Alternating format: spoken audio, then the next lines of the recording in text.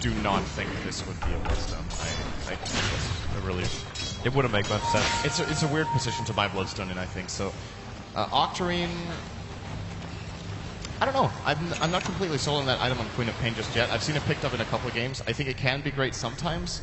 Of course, lowering the cooldown of his ultimate even further, so it's going to be down to 30 when he does have that, which, I mean, it's great. And the blink cooldown would be very low as well.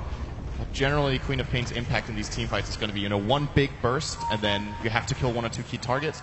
And Octarine Core doesn't really help with that burst, whereas you could be looking at something like perhaps considering a Refresher for a really big burst output, a BKB for more flexibility with how you engage, or even the Hex for added utility. Octarine is a little bit of an odd one out, which gets like exponentially better the more items you have. It also reduces the cooldown of them, but he has no active items apart from Bottle 1 and Treads, so yeah. It's not really that useful right now. It's the no disable line built from him.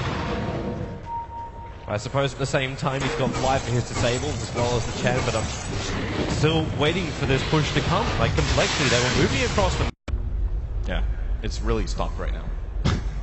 It's very, very stopped. But yeah, I agree. This is a classic EG game, though. They're very good at playing the defensive waiting game where they farm up a heavy one position for fear. They've done this multiple times before. They have great high ground defense. Historically, it's been...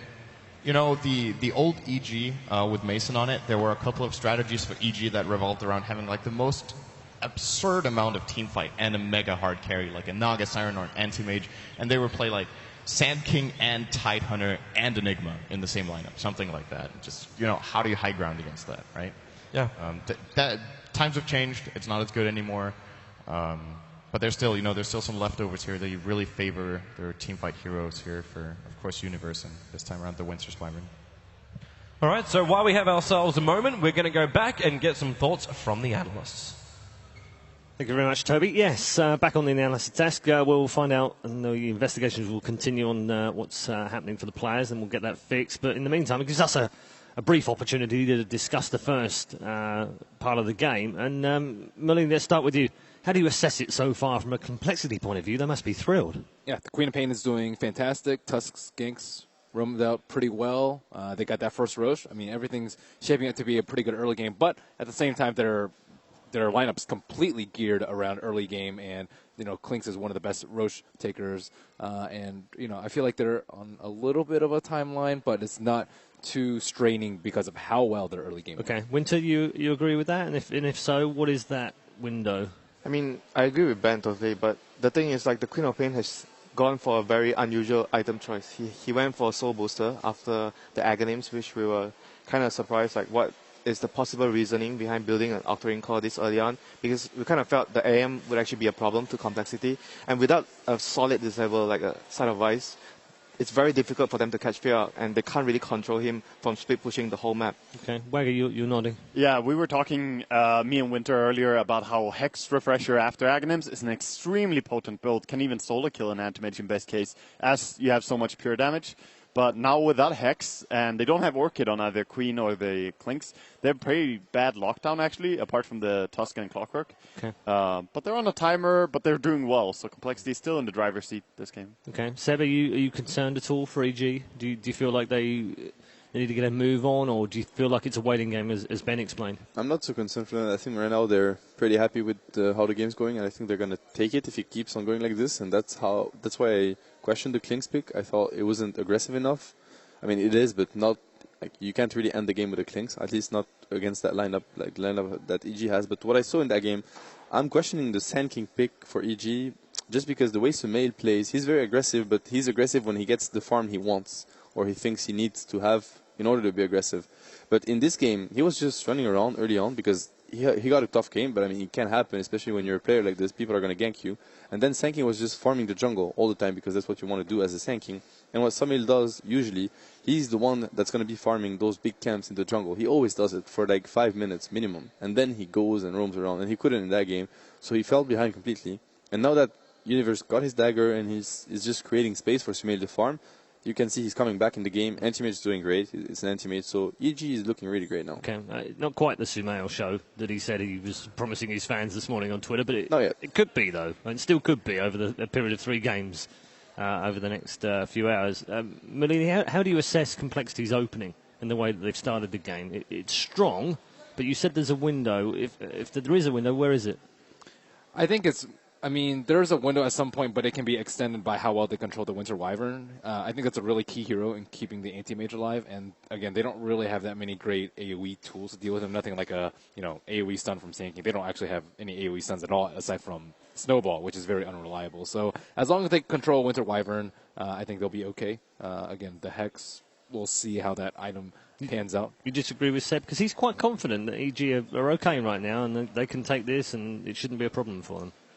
I mean, I think they're in a good position right now, but at the same time, it only takes like one pick on anti-mage. And, of course, Roshan is really, really important because then they can afford to make a lot more mistakes, and they can also take more risk and siege high ground and end the game when they want to. I mean, they don't really want this to go another, 50, 60 minutes just because anti-mage is going to beat out Klinks later because he can get Abyssal and Butterfly, and Klinks doesn't scale that well because Death Pact.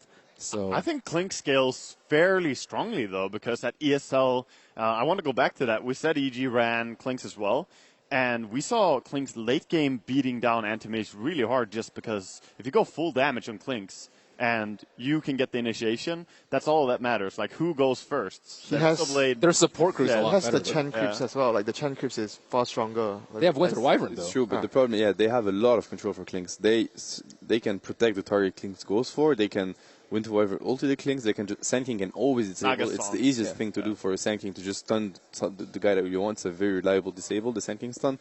They have Naga.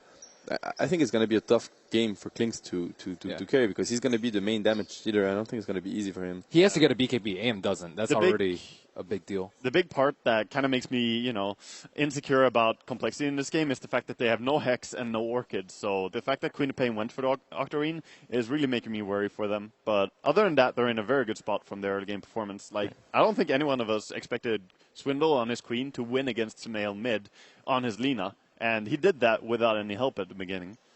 Winter, you said yesterday, many of these games now that they're in the bracket come down to mistakes, and mistakes that either individuals make or the team make. Is there anything you've seen so far from either team that would concern you in terms of mistakes?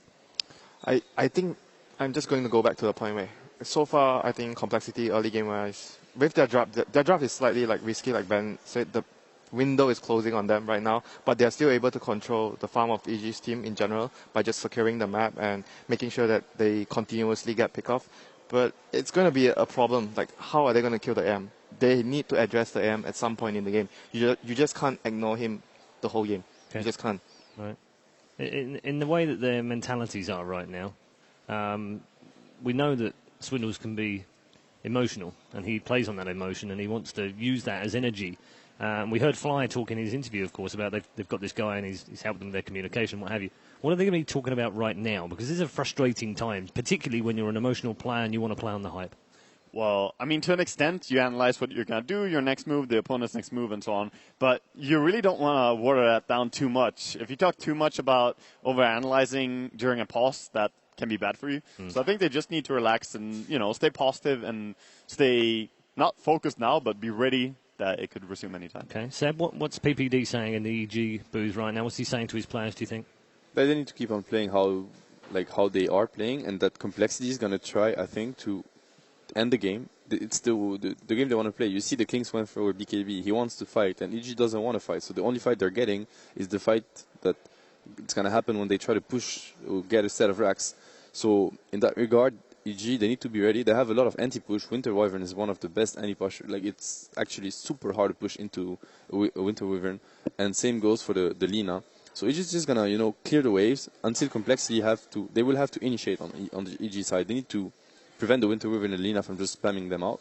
But it's really hard to initiate in base against the Naga Sand King because AUI is just going to stand behind. He's going to sleep whenever they go in. And then they're going to counter go with the Sand King. It's going to be easy initiation for Universe because it's going to be like 4 or 3 slept target. So it's going to be really hard for complexity to break the base just because they don't have that super tanky hero that can just, stand there, eat the nukes with the Chen Meg, the Chen ult, and keeps on killing the tower. Klinks doesn't do that. I think that comes to the point where it's going to be the Clockwork's job to make sure the Naga doesn't do her job. So it's going to be very crucial whether the Clock gets the hook shot on the Naga, whether the Naga is out of position and she comes into hook range. That would be crucial for them. There's going to be a great duel indeed between the Clocker and the Naga if we come to that. base push. Around about 10 minutes, there was complexity. It was a good example of that, where they did pick off Lina and Naga as well. And have they got to keep doing that? Have they got to keep trying to find that, catch a player out of position, just pick one off and retreat and keep doing it and doing it and doing it? Is that maybe that's the key to victory? Yeah, definitely. I mean, they need to get kills so that they can Roshan safely, because if EG are alive, they can easily contest Roshan. They have Sanking, they have Naga. That's all you really need to know that you can go there. So they need to keep finding kills so that they can take over the enemy map and go for Roshan in order to take high ground. I think the other thing that they need to do in maybe the next 5 minutes is to get a gem, secure the map. Currently, they still don't have. Yeah. They don't have a gem, so EG still has like somewhat vision around, like outside the base. They have vision in complexity jungle, so they know like, if the Chan is not in their jungle, they're probably in their around EG's towers and stuff, so they can actually know when to play defensively. So I think the gem would be the next key thing for complexity. It's a very good point, because what people need to understand is that in that type of game, the only thing that keeps EG alive is the vision. It's the main thing for them, more than anything else. It's just being able to know where complexity is trying to attack and how to play around them. Yeah. But if they would, I don't think they're going for the pick-off game complexity, because if you're Klinks and you have an Aegis and you want to play that way, I think you get a Hex instead of the BKB. Because he can solo kill Anti-Mage with the Hex. Yeah, it's going to four-shot him. They need the AM and the Lina to feel pressure. Like, they don't feel safe anywhere on the map. Yep. And at this point, Lina's like pretty scared, but Anti-Mage can do whatever. Once he gets a Hex, it's a completely different game. I mean, once AM clicks on the Queen of Pain now, he probably knows there's a soul booster, so he's going to know that the next 10 minutes or so, if nothing major happens, he can do whatever he wants. It's so hard for them to kill him. As long as he has some wards out, he can still do whatever he wants, yes. But if these wards get removed and you don't have any tier 1 or tier 2 tower, that's when it gets really difficult to play the anti-mage. So the way they have to play in that game, you need, as anti-mage, you need Naga behind you or Sand King to be around, because then you can play very aggressively. They're going to waste time into going on you. I think Sand King and anti-mage and Lina, both of them, like the three of them, can pressure lanes.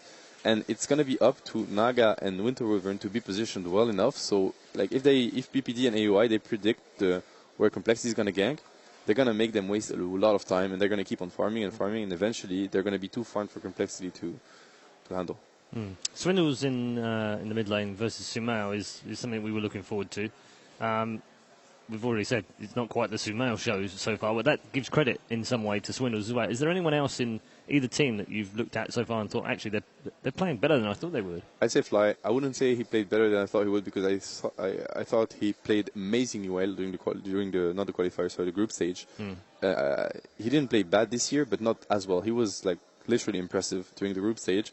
He stepped up his game completely, and he's one of those players, he's known for his land potential. That guy was in the old Fnatic with No Tail, Hani, etc., and they were known for being that scary team at land, because they're just beasts on land, and he was captaining that team, so he knows his lands. He's very calm as well as a person. You can tell when he plays Enigma, he's very patient. He gets a very good ultimate all the time. And in that game, we were mentioning the Swindleman versus Sumail matchup, and it was important. And who actually gave 2 kills to the co-op? It was Fly. His rotations were on point, so he's always performing at the highest level so far. So I'm very interesting position for him to be in, isn't it? Because he was in secret. We all know that they've now come into the international as the hot favourites, but he's not in that team.